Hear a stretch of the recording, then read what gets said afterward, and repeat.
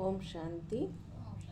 आज बाबा ने कहा, मीठे बच्चे, तुम्हें अब इस शरीर को भूल अनासक्त कर्मातीत बन घर चलना है। इसलिए सुकर्म करो, कोई भी विकर्म न करो। प्रश्न है, अपनी अवस्था की जांच करने के लिए किन तीन की महिमा को सदा याद रखो। उत्तर है, पहला है निराकार की महिमा, दूसरा है देवताओं की महिमा और तीसरा है स्वयं की महिमा। अब जांच करो कि निराकार बाप के समान पूज्य बने हैं, उनके सब गुणों को धारण किया है, देवताओं जैसी रायल चलन है, देवताओं का जो खान पान है, उनके जो गुण हैं वह हमारे हैं। ये चेकिंग करनी है। बन रहे हैं देवता तो क्या उनके गुण हम में हैं? आत्मा के जो गुण हैं उन सब गुणों को जान उनका स्वरूप बने हैं। ओम शांति। एक ही और खाना है, बच्चों को बार में खाना है। हाँ, देवताएं बार बार तो खाना नहीं ना खाते हैं, इसलिए संतुष्टता से रहना है। बच्चों को समझाया गया है कि आत्माओं का निवास स्थान है टावर ऑफ साइलेंस, यानी शांति की चोटी। जैसे हिमालय पहाड़ी की चोटी है ना, वह बहुत ऊंची होती है। तुम रहते भी ऊंचते ऊंच हो। वो लोग पहाड़ी पर चढ़ने की प्रैक्टिस करते हैं, रेस करते हैं। पहाड़ी पर चढ़ने में भी कोई होशियार होते हैं, सब नहीं चढ़ सकते। तो ऐसे भी बाबा कभी याद की यात्रा में हमें ऊंचा जाना है, तो उसमें भी क्या करना है, हमको सब फॉलो करना है जो बाबा कहते हैं उनकी श्रीमत को, तभी हम ऊंचाई पर चढ़ सकेंगे। सब नहीं चढ़ सकते। तुम बच्चों को इसमें रेस आदि करने की दरकार नहीं। आत्मा जो पतित है उनको पावन बन ऊपर जाना है। इसको कहा जाता है टावर ऑफ साइलेंस, और वह फिर है टावर ऑफ साइंस। उनके बड़े बड़े बॉम्ब्स होते हैं, उनका भी टावर होता है। वहाँ रखते हैं खौफनाक चीज़ें, जहर आदि बॉम्ब्स में डालते हैं।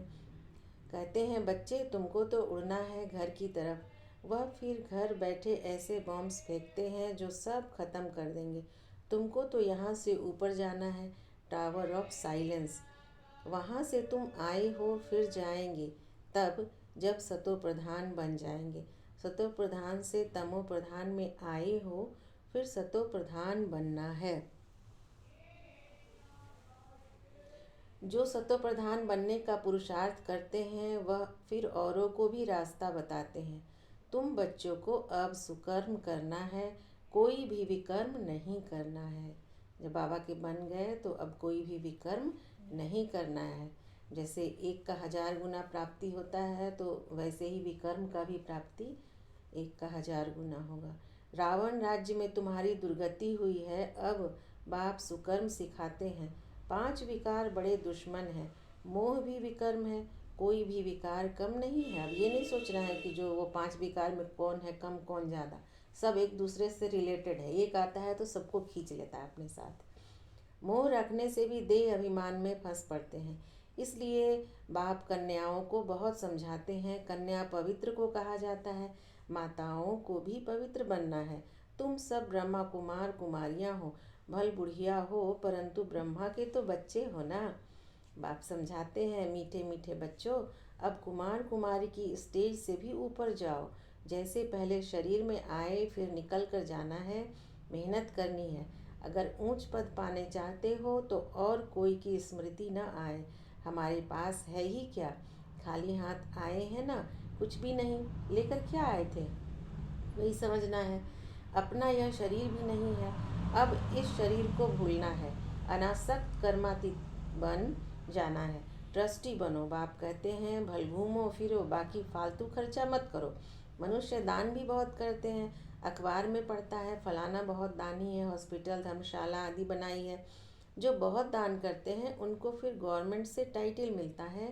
पहले पहले टाइटल होते हैं हिज होलीनेस, हर होलीनेस। होली पवित्र को कहा जाता है, जो पवित्र होते हैं उनको होली कहते हैं। जैसे देवताएं पवित्र थे ऐसे बनना है, फिर आधा कल पवित्र रहेंगे। बहुत कहेंगे यह कैसे हो सकता है, वहाँ भी बच्चे पैदा होते हैं, तो फट से बोलो वहाँ रावण नहीं है। रावण द्वारा ही विकारी दुनिया होती है। राम बाप आकर पावन बनाते हैं, वहाँ पतित कोई हो नहीं सकता। कोई कहते हैं पवित्रता की बात भी नहीं करनी चाहिए, शरीर कैसे चल सकेगा। यह पता ही नहीं है कि पवित्र दुनिया भी थी, है ना। इतने अपवित्र हो गए हैं कि पवित्रता की बात सोच भी नहीं सकते हैं। अब अपवित्र दुनिया है, यह खेल है, वेश्यालय, शिवालय, पतित दुनिया, पावन दुनिया।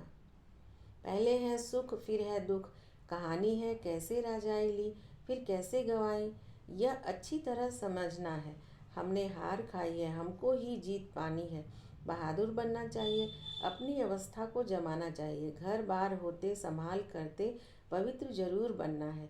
कोई भी अपवित्र काम नहीं करना है। मोह भी बहुतों में होता है, अपने को देखना चाहिए। हमने प्रतिज्ञा की है कि आपके सिवाय किसको भी प्यार नहीं करेंगे, फिर दूसरों को क्यों प्यार करते हो। बाबा से सर्व संबंध हमने किया है ना स्थापित, तो इसलिए बाबा कहते कि फिर दूसरे को क्यों प्यार करते हो। जो प्यारे ते प्यारी चीज है वह याद आनी चाहिए, फिर और सब देह के संबंध भूल जाएंगे। सबको देखते ऐसे समझो हम स्वर्ग में जा रहे हैं। यह हमारी कलियुगी बंधन है, हम दैवी संबंध में जा रहे हैं। और कोई मनुष्य की बुद्धि में यह ज्ञान नहीं। तुम बाप की याद में अच्छी तरह रहो तो खुशी का पारा चढ़ा रहेगा। जितना हो सके बंधन कम करते जाओ, है ना। बंधन को और कड़ा मत बांधो कि फिर मुश्किल हो खोलने में। अपने को हल्का कर दो, बंधन बढ़ाने की ज़रूरत नहीं। इस समय पाने में खर्चे की ज़रूरत नहीं, बिगर खर्चे विश्व की राजाई लेते हो। उन्हों का बारूद, लश्कर आदि पर कितना खर्चा होता है। जो युद्ध करते हैं तो उसमें कितना खर्चा होता है, लेकिन बाबा कहते हैं कि ये जो राजाई स्थापन करता हूँ इसमें तो खर्चे की कोई बात नहीं। तुम्हारे पास खर्चा कुछ भी नहीं। तुम जो कुछ बाप को देते हो वह देते नहीं परंतु लेते हो, है ना। अगर ये संकल्प भी आता है कि हम बाबा को देते हैं तो ये रॉन्ग है। हम देते नहीं, अपने लिए ही तो करते हैं ना, लेते हैं बाबा से। व्यर्थ संकल्प। हाँ, देने के बाद कोई संकल्प नहीं होना चाहिए कि मैं देता हूँ, मैं करता हूँ। मैं कौन हूँ, तो भोले भंडारी हैं, उनको कोई देने वाला है क्या। जिससे तुम नॉलेज प्राप्त करते हो, योग से तुम सदैव के लिए निरोगी बन जाते हो। हेल्थ वेल्थ उनके साथ हैप्पीनेस तो है ही 21 जन्मों के लिए। एक सेकंड में मुक्ति, जीवन मुक्ति कैसे मिलती है वह आकर समझो। द्वार पर ही समझा सकते हो। जैसे दरवाजे पर भीख मांगने आते हैं ना, तुम भी जैसे भीख देते हो जिससे मनुष्य एकदम मालामाल बन जाते हैं ना। अभी क्या रावण ने क्या हाल कर दिया, कंगाल कर दिया है कि हमारे सारे गुण को छीन लिया उसने। तो अब फिर से बाबा हमको क्या करते हैं, माला माल बनाते हैं। कोई भी हो बोलो तुम क्या भीख मांगते हो, हम तुमको ऐसी भीख देते हैं जो तुम जन्म जन्मांतर भीख मांगने से ही छूट जाएंगे, है ना। जाते ना मांगते रहते हैं मंदिर में मूर्तियों के आगे, ये दे दो वो दे दो, तो बाबा कहते हैं चक्र को जानने से तुम यह बनते हो। तुम्हारा यह बैज भी कमाल कर सकता है। सेकंड में बेहद का वर्षा, इनसे तुम कोई को भी दे सकते हो। सर्विस करनी चाहिए। बाप सेकंड में विश्व का मालिक बनाते हैं। फिर है पुरुषार्थ पर, छोटे बड़े सबको कहा जाता है बाप को याद करो। ट्रेन में भी तुम बैज पर सर्विस कर सकते हो। बैज सदा लगा कर रखो। इस पर तुम सबको समझा सकते हो कि तुमको दो बाप हैं, दो से ही वर्षा मिलता है। ब्रह्मा से वर्षा नहीं मिलता, वह तो दलाल है। शिव बाबा से मिलाने के निमित्त है ना ब्रह्मा बाबा। इन द्वारा बाप तुमको सिखलाते हैं और वर्षा देते हैं। मनुष्य मनुष्य से देखकर समझाना चाहिए। कौन किस तरह से समझता है इस युक्ति से समझाना चाहिए। यात्रा पर भी बहुत जाते हैं, वह सब हैं जिस्मानी यात्राएं, यह है रूहानी। इससे तुम विश्व के मालिक बनते हो। जिस्मानी यात्रा से तो धक्के खाते रहते हैं। सीढ़ी का चित्र भी साथ में हो, सर्विस करते रहो, फिर उनको भोजन आदि की भी दरकार नहीं रहेगी। कहा जाता है खुशी जैसी खुराक नहीं। धन नहीं होगा तो उनको घड़ी घड़ी भूख लगती रहेगी। धनवान राजाओं का जैसे पेट भरा रहता है, बड़ी रॉयल चलन होती है, बातचीत भी फर्स्ट क्लास। तुम समझते हो हम क्या बन रहे हैं, वहाँ खान पान आदि बड़ी रॉयल्टी से होती है। वहाँ कहाँ? सतयुग में। हाँ। बे टाइम कभी खाते नहीं, बड़ा रॉयल्टी से शांति से खाते हैं। तो उसकी प्रैक्टिस अभी ही करनी है ना, कि वही वाला बता रही थी। बाबा की याद में खाना है। निराकार की महिमा, देवताओं की महिमा और अपनी महिमा, तीनों की जांच करो। अब तुम बाबा के गुणों वाले बन रहे हो, फिर बनेंगे देवताओं के गुण वाले। तो वह गुण अभी धारण करने चाहिए। अब तुम दैवी गुण धारण कर रहे हो। गाते हैं शांति का सागर, प्रेम का सागर। जैसे बाप पूजा जाता है, वैसे तुम भी पूजे जाते हो। बाप तुमको नमस्ते करते हैं। तुम्हारी तो पूजा भी डबल होती है, एक तो देवी देवता के रूप में और दूसरे शिव बाबा के साथ सालिग्राम के रूप में। यह सब बातें बाप ही समझाते हैं। तुम्हारी महिमा भी समझाते हैं कि पुरुषार्थ कर ऐसा बनो। दिल से पूछना चाहिए कि हम ऐसे बने हैं, जैसे हम अशरीरी आए हैं वैसे अशरीरी होकर जाना है। शास्त्रों में भी है, लाठी भी छोड़ो, परंतु इसमें लाठी की बात नहीं। यहाँ तो शरीर भी छोड़ने की बात है, शरीर को छोड़ने की बात है। बाकी सब है भक्ति मार्ग की बातें। यहाँ सिर्फ बाप को याद करना है। बाप बिगड़ दूसरा न कोई। तुम बच्चों को ज्ञान मिला है। तुम जानते हो मनुष्य कितना गुरुओं की जंजीरों में फंसे हुए हैं। अनेक प्रकार के गुरु हैं। अब तुम्हें न गुरु चाहिए, न कुछ पढ़ना ही है। बाप ने एक ही मंत्र दे दिया है, मामेकम याद करो। वर्षे को याद करो और दैवी गुण धारण करो। गृहस्थ व्यवहार में रहते पवित्र बनना है। यहाँ आते ही रिफ्रेश होने के लिए। यहाँ समझेंगे हम बाबा के सम्मुख बैठे हैं, वहाँ समझेंगे कि बाबा मधुबन में बैठे हैं। जैसे हमारी आत्मा तख्त पर बैठी है, वैसे बाबा भी इस तख्त पर बैठे हैं। शिव बाबा भी ब्रह्मा बाबा के मिट्टी के बीच में जो बैठते हैं, तो बोलते हैं कि तख्त पर बैठे हैं। बाबा कोई गीता शास्त्र आदि हाथ में नहीं लेते हैं। ऐसे भी नहीं इसने कोई कंठ किया हुआ है, यह वह तो सन्यासी आदि कंठ करते हैं। यह तो है ज्ञान का सागर। शिव बाबा को शास्त्र को रटने की आवश्यकता तो नहीं है ना, वो तो सागर ही हैं ज्ञान के। तो ब्रह्मा द्वारा सब राज समझाते हैं। शिव बाबा कभी कोई स्कूल में सत्संग में गया है क्या?